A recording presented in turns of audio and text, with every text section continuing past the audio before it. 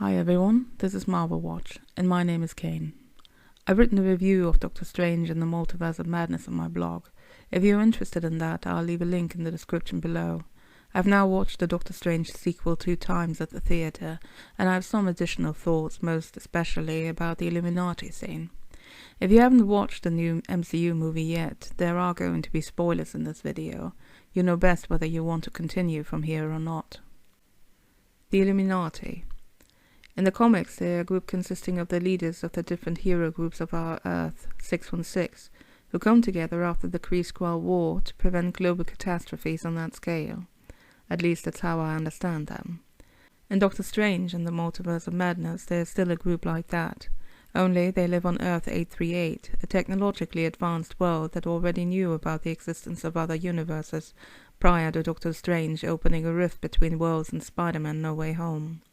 The leaders, as they are introduced by Mordo, who is himself the Sorcerer Supreme, are Captain Carter, the First Avenger, Blackjaw Boltagon, apparently that's Black Bolt's full name, the Inhuman King, Captain Marvel, Defender of the Cosmos, the smartest man alive, Reed Richards of the Fantastic Four, and their final member, Professor Charles Xavier. No further explanation offered. Strange tries to warn these Illuminati of the Scarlet Witch, but they are dismissive of his warning, Captain Marvel going so far as to say, "We can handle your little witch." The reason they are hostile towards Strange is that their Doctor Strange got corrupted by the Darkhold and caused an incursion, a catastrophic event wherein the boundary between two universes erodes and they collide, destroying one or both entirely, as Richards helpfully explains. The Illuminati killed their Doctor Strange to keep this from happening again.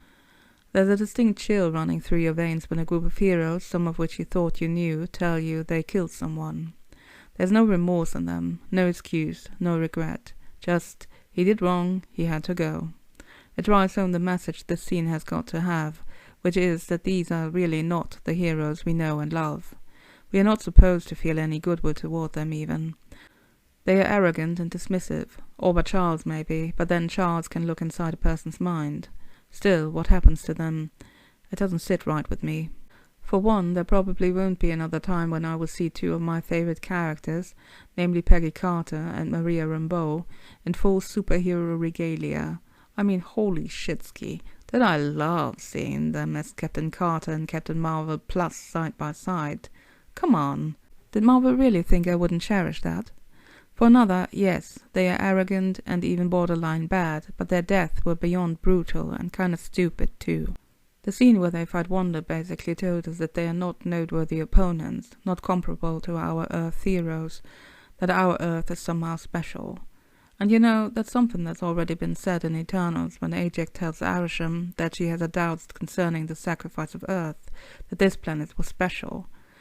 Now we're told that we are not just special in our universe, but apparently even in all the universes. Well, how am I supposed to ever take any opponents from the multiverse seriously again? Hard pass on that message, honestly.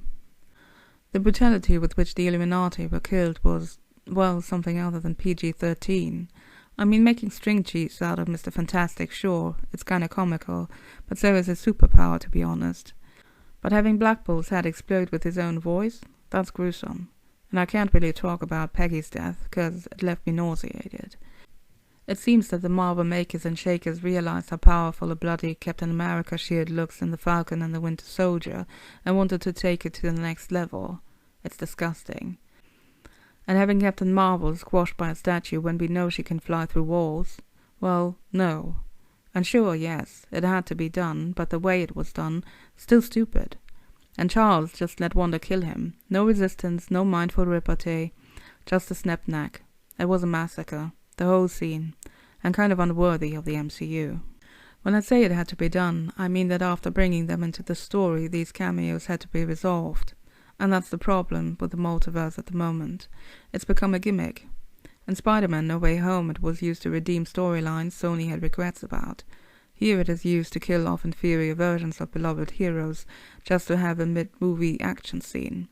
And yes, it looks great. The whole setup was wonderfully introduced, the splendor of it, the righteousness of it. But it wasn't well thought through, if it was just introduced to get destroyed by Wanda. The scene does nothing for the movie except for fan service and some fancy visuals. And the one character we start liking because she comes off way better than her 616 variant, Christine Palmer, we don't get to keep, cause incursion. So what's the moral of the scene, if there is one? Can there be a moral? I think the only way to redeem this scene is if 616 Doctor Strange takes this idea back with him to Earth and introduces it to his fellow heroes. This will of course only make sense when these groups are actually acknowledged to exist in the MCU. We don't seem to have an active Avengers team at the moment. The Fantastic Four are in the future. We don't have X-Men or Inhumans. Maybe we will have Illuminati in the future. Maybe Marvel Studios used this short scene to kind of get rid of the concept for the MCU, as if to say, we've done it once, let's move on. The way it was done surely left something to be desired. At least that's how I feel about it. What are your thoughts on the Illuminati scene? Did you like it? Would you like to see Reed Richards played by John Krasinski in the MCU, or would you rather see someone else play him? These last few days there have been some rumours about Krasinski directing the Fantastic Four. There's also been a rumour about Bryce Dallas Howard coming in as Sue Storm and director. How do you feel about that? Tell me in the comments, and anything else you want to share. Did you like this video? Give it a thumbs up and or subscribe. I'd appreciate it. Have a good week, stay safe, and watch Marvel.